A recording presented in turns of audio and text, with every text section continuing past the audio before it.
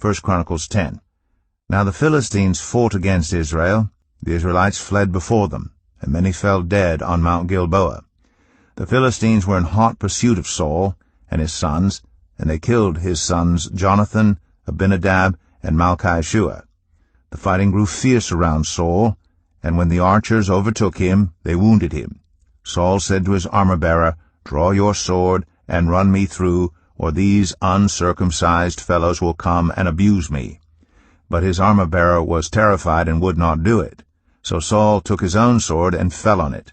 When the armor-bearer saw that Saul was dead, he too fell on his sword and died. So Saul and his 3 sons died, and all his house died together. When all the Israelites in the valley saw that the army had fled, and that Saul and his sons had died, they abandoned their towns and fled, and the Philistines came and occupied them.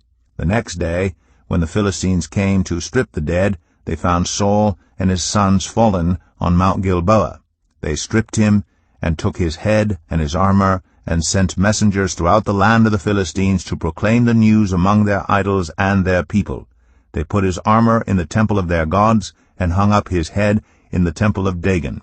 When all the inhabitants of Jabesh-Gilead heard what the Philistines had done to Saul, all their valiant men went and took the bodies of Saul and his sons, and brought them to Jabesh. Then they buried their bones under the great tree in Jabesh, and they fasted 7 days.